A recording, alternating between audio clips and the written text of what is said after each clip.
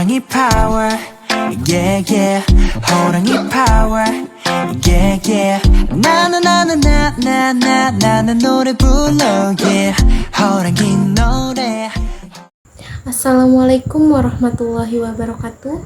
Perkenalkan, nama saya Sally Periska Putri dengan NIM 2305135765. Di sini saya akan membacakan resensi novel Pulang. Yang pertama, identitas novel. Judulnya Pulang, penulisnya Terelie, penerbitnya Republika Penerbit, tahun terbit pada tahun 2015, tempat terbit Jakarta, dan halaman ini berisi 400 halaman. Yang kedua ada sinopsis. Buku ini menceritakan seorang anak bernama Bujang, yang juga biasa disebut si babi hutan, yaitu anak tunggal dari pasangan Samad dan Mida. Ia hidup selama 15 tahun di dasar rimba Sumatera. Ia hidup tanpa pendidikan yang layak, sampai pada kedatangan rombongan yang berasal dari kota yang bisa disebut Tauke Besar. Awalnya rombongan itu hanya berniat memburu babi yang ada di sekitar hutan rimba. Dengan tekad yang kuat, Bujang ikut bersama mereka. Pada malam itu, Bujang kehilangan rasa takutnya. Pada usianya yang ke-15 tahun, itulah dia diangkat menjadi anak oleh Tauke Besar. Bujang dirawat dengan sepenuh hati, dipenuhi segala kebutuhan layaknya seperti anak sendiri. Perjalanan Bujang penuh dengan suka duka, mulai dari sekolah dan berlatih. Seiring berjalannya waktu, Bujang tumbuh menjadi anak yang cerdas, kuat, dan ahli dalam bertarung. Ini semua terwujud karena usaha Bujang dan guru yang telah disiapkan oleh Tauke Besar untuk melatih Bujang. Bujang berhasil menjadi pengusaha di sektor ekonomi di Asia Pasifik. Bujang berperan penting dalam keluarga Tong sebagai penyelesai konflik tingkat tinggi. Dan Bujang juga tidak melupakan mamak dan bapaknya yang sudah berpulang. Di akhir masa kejayaan Tauke Besar, terjadi pengkhianatan besar datang dari sahabat Bujang itu sendiri, sekaligus anak angkat Tauke Besar juga yang bernama Bashir, yang bekerja sama dengan keluarga Lin yang merupakan musuh dari keluarga Tong.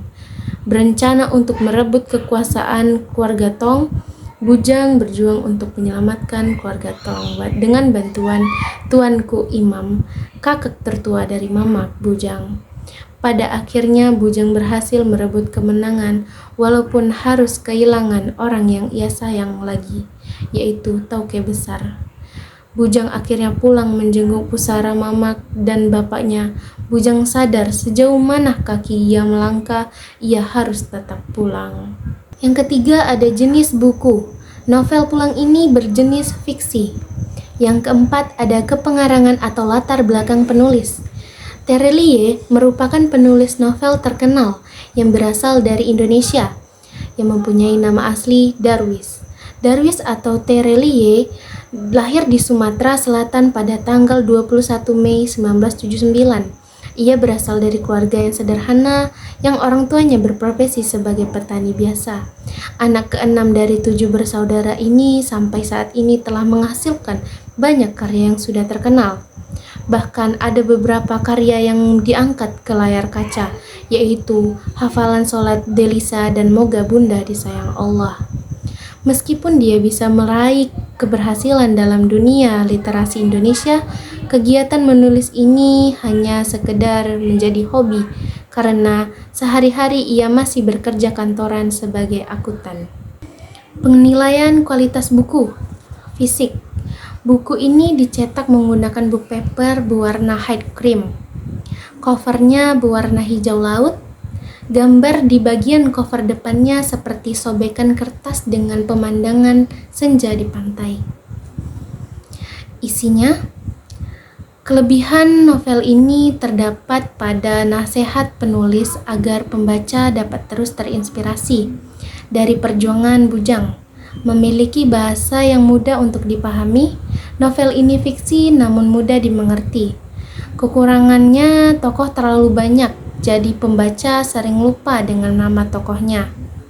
Dan ada beberapa kosakata yang tidak dijelaskan maksud dari kosakata tersebut. Yang keenam, unsur intrinsik dan ekstrinsik. Yang pertama itu ada intrinsik, temanya perjuangan.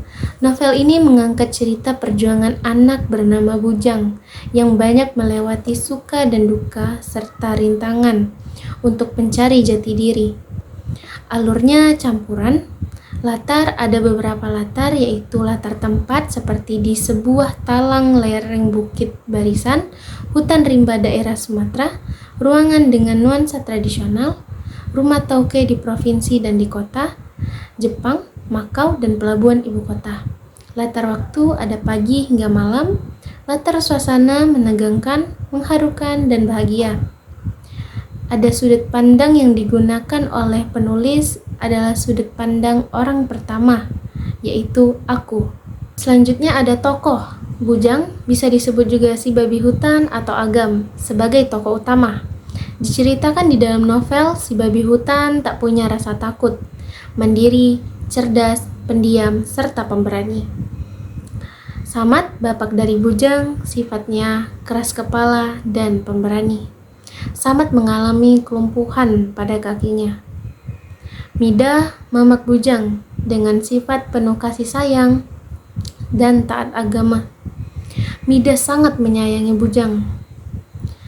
Selanjutnya ada Tauke muda atau bisa disebut juga Tauke besar. Sebagai pimpinan keluarga Tong, memiliki sifat yang keras, Tauke besar menjadi sosok pemimpin yang dihormati karena adil dan bijaksana. Kopong sebagai kepala tukang pukul keluarga Tong. Kopong sangat setia kepada Bujang dan merupakan salah satu kepercayaan Tauke. Bahkan hingga mati pun tetap pada pendiriannya bersama keluarga Tong. Dengan perawakan yang sangar. Yang selanjutnya ada Bashir, yang menjadi sahabat Bujang setelah Bujang menetap di provinsi. Perawakannya khas Arab dan berkulit gelap. Bashir juga sebagai peran antagonis dengan sifat yang sangat jahat dan juga sebagai pengkhianat. Selanjutnya ada Mansur, orang kepercayaan keluarga Tong dengan posisi kepala keuangan dan logistik. Tugasnya menutupi kejanggalan dari dampak aksi-aksi yang dibuat keluarga Tong. Karena bisnis yang dijalankan keluarga Tong adalah bisnis yang ilegal. Selanjutnya ada Tuanku Imam sebagai kakak tertua dari Mida yang memiliki sifat baik, alim, penyayang, dan bijaksana. Ada Franz sebagai guru dari Amerika yang memiliki sifat baik, sabar, pengertian. White, putra Franz di Amerika, pandai memasak, penolong, cerdik. Guru Busi sebagai pelatih shuriken yang memiliki sifat baik dan penyayang. Salongan sebagai pelatih menembak yang memiliki sifat keras, tegas, dan penembak yang handal. Master Dragon sebagai kepala keluarga Lin memiliki sifat yang baik, tegas, bijaksana, dan sabar. Yuki dan Kiko sebagai cucu guru Busi memiliki sifat yang licik, centil, pencuri, dan santai. Sang sebagai putra Master Dragon yang memiliki sifat pemarah, licik, dan emosian. Gaya bahasa atau majas di dalam novel Pulang sangat beragam. Sebagai berikut contohnya. Yang pertama itu ada personifikasi. Adalah majas yang menggambarkan benda mati seolah-olah memiliki sifat kemanusiaan. Contohnya terdapat pada novel ini adalah berikan dia pistol, maka di tangannya pistol itu akan punya mata dan telinga. Yang kedua itu ada majas hiperbola. Majas ini mengandung pernyataan yang berlebihan dari kenyataan. Contohnya terdapat pada novel ini adalah aku berdiri membeku di samping Tauke muda. Yang ketiga ada perumpamaan. Adalah dua hal yang dibandingkan pada hakikatnya berlainan dan sengaja dianggap sama. Contoh yang terdapat pada novel ini adalah mereka seperti boneka, digerakkan dari jauh tanpa terlihat. Selanjutnya ada metafora, adalah dua analogi yang dibandingkan secara langsung, tetapi bentuknya singkat. Contohnya yang terdapat pada novel ini adalah kami bagai gurita, menguasai hampir seluruh aspek ekonomi. Teruslah berjuang, jangan menyerah karena keadaan. Tetap berusaha, sekeras kepala apapun kita, tetap harus mendengarkan nasihat dan pesan dari orang tua. Jangan berlarut dalam kesedihan, tetap harus kuat, dan ingat, setiap orang mempunyai kesempatan yang sama untuk jadi lebih baik. Ada juga unsur ekstrinsik. Moral, sebuah karya yang baik memang sudah selazimnya menyisipkan pesan moral, baik tersurat maupun tersirat. Penulis yang kini tinggal di Bandung ini amat piawai membungkus nasihat dan pemahaman hidupnya dengan kemasan yang cantik. Pembaca sama sekali tidak merasa digurui atau dikutbahi. Salah satu buktinya adalah adanya amanat untuk tetap optimis, melanjutkan hidup, dan bangkit dari keterpurukan. Berikut kutipan pendukungnya. Akan selalu ada hari-hari menyakitkan, dan kita tidak tahu kapan hari itu menghantam.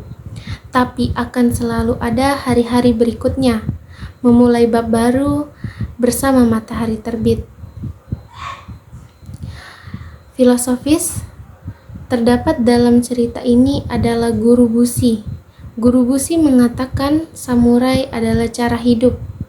Ia tidak mempelajari bujang lagi karena teknik yang ia miliki hanya dapat dipelajari bujang jika ia belajar sendiri. Kesimpulannya, sejauh apapun kita melangkah, segelap apapun jalan hidup kita, sekeras apapun perjalanan hidup kita, hakikatnya kita akan tetap pulang. Cepat atau lambat, semua akan kembali ke Tuhan. Apapun yang kita miliki hanyalah titipan Tuhan, milik Tuhan, dan suatu saat akan diminta kembali untuk pulang ke pemiliknya.